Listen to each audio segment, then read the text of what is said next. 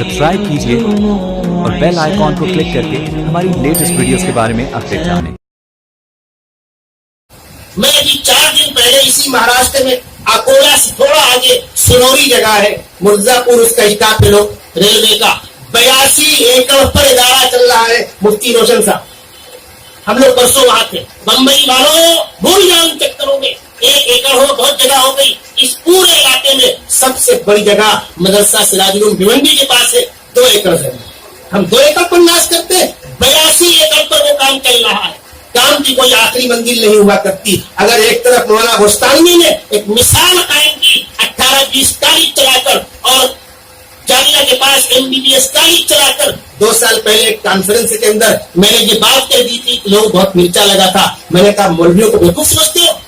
जब मौलवी किसी मैदान में काम करने आएगा सबको पीछे छोड़ देगा। मैंने कहा कोई जवाब दे मेरे इस सवाल का। पूरे महाराष्ट्र के अंदर किसी मुस्लिम मैनेजमेंट ने MBBS कॉलेज खोला तो एक मौलवी ने खोला, सरकार की मदद के बगैर खोला। कुछ मुश्किल, कुछ नामुमकिन नहीं है। फिजाए बद्र पैदा कर फरिश्ते तेरी नुसरत को उतर सकते हैं गर्दों से, कतार अंदर कितार अब भी कुछ मुश्किल नहीं है। अल्लाह तबारक व तआला हजरत मौलाना मजहर आलम साहब के लगाए हुए पैदों को क़यामत तक जारी और सारी रखे, फलता फूलता रखे, तलबा को फैज पहुंचे, जिम्मेदार मजीद मेहनत करे, कार्य सवाब में हिस्सा लेने और उनको जिंदगी के आखिरी अय्याम में बीमारी की वजह से या दीगर दराय से जो दुख हुआ और जो हमसे पेशरो मुकर्रिर ने कहा था कि जुमला कहना सबके बस की बात नहीं है कि मैं खुदा के फैसले पर राजी हूं, मामूली बात नहीं है। चंद नाम आते हैं। हजरत काजी मुजाहिदुल इस्लाम साहब रहमतुल्लाह अलैह को ब्लड कैंसर ओपन हो चुका था, डॉक्टरों ने बोलना मना कर रखा था, आराम लाजमी। दिल्ली के अंदर थे, काजी साहब ने उन अय्याम में जब बोलना मना था बिस्तर पर लेट कर सिरमारू फजा मुरत्तब कराई और जब मना किया फरमाया मैं अपनी कब्र के चिराग का इंतजाम करता। मौलाना सिद्दीक साहब बानी रहमतुल्लाह अलैह एक निसा, कमर का दर्द, घुटनों का दर्द, 10-10 किलो के पत्थर पैर बंधे रहा करते थे, लेकर रहते थे बेड रेस्ट, सिर्फ नमाज के लिए पत्थर खोले जाते थे।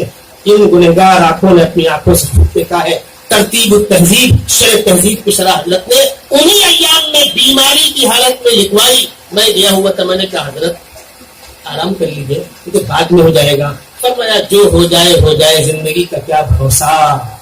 अल्लाह के नेक बंदे जाने से पहले अपने आखिरत की फिक्र करके जाते हैं और सब्र ये वो दौलत है जिसको नसीब हो जाए, दुनिया में इससे बड़ा कोई सरमाया नहीं है। मैं मुबारकबाद दूंगा जमीयत उलमा मीरा भाईंदर की जन्नत सेक्रेटरी काजी इकराम साहब, मुफ्ती अबूबकर साहब, हमारे दीगर साथी और सारे स्टेज पर जीनत बनने वाले उलमा इकराम, हमारे मौलाना आरिफ उमरी साहब जो इस इदारे के मुवक्कर उस्ताद हैं और जमीयत उलमा के शोबे नशर इशाअत के नाज़िम हैं, एक बड़े बाप के बेटे हैं। मौलाना मुस्तकीम साहब का लंबा अरसा गुजरा मौलाना मजहर आलम साहब के साथ और कई साल हम लोगों ने साथ में बैठकर आयशुद्दीन साहब हुआ करते थे, मौलाना मजहर आलम साहब और हमारे महाराष्ट्र के मुख्तलिफ इलाकों से लोग आया करते थे।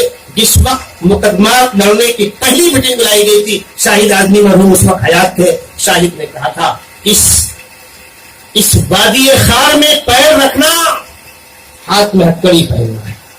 उनके अल्फाज थे हाथी के सूर में हाथ डालना है था कि हम अपने भाइयों के साथ जेल में बैठने को तैयार हैं, लेकिन मुकदमा लड़ेंगे, जो उनका होगा वो हमारा होगा। कोई तंजीम आगे बढ़ने की हिम्मत नहीं कर रही थी। उस काफिले के एक सिपाही थे मौलाना मजहर आलम साहब रहमतुल्लाह अलैह, अल्लाह इनकी कब्र को नूर से भरे। खुदा ताला इस खानदान को दीन पर हमेशा कायम रखे और हज़रत मौलाना मजहर आलम साहब के बतलाए हुए तरीके पर इलाके के सारे लोगों को चलने की तौफीक अता फरमाए। वमा तौफीकी इल्ला बिल्लाह।